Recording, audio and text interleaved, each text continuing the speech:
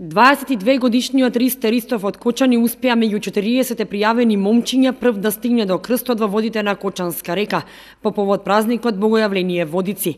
7 пати досега се пријавува за овој чин и конечно упорноста му се исплати и му се насмеа среќата да го фати Светиот крст.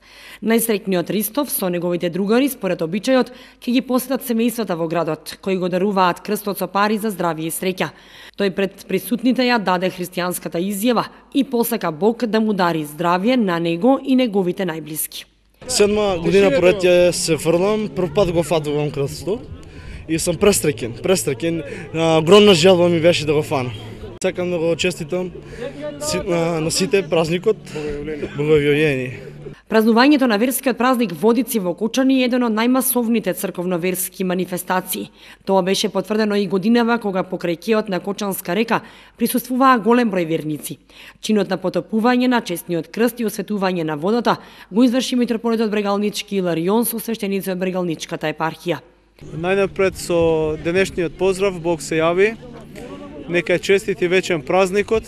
Нека се милостивиот Бог кој што се крсти на реката Јордан заради нас и нашето спасение, ни подари на сите нас душевно и телесно здравје, мир и благосостојба во овој град, во татковината наша и во целиот свет.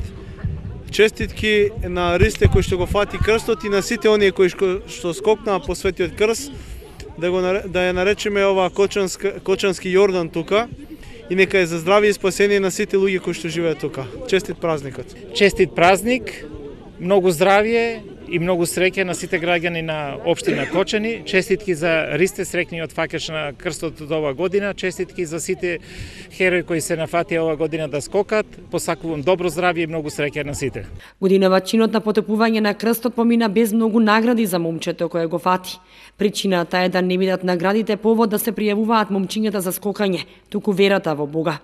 Кочанскиот храм му подари Свето писмо Библија, а подароци му врачија и градоначалникот Николчо Илиев и фармацевската компанија Зегин.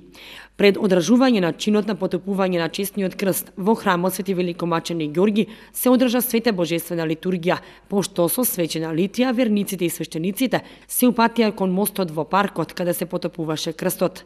Успешно помина и лицитацијата на иконите и крстот, а оние кои што ги купија иконите ќе ги чуваат во своите домови 40 дена за здравје, пошто ќе бидат вратени во црквата.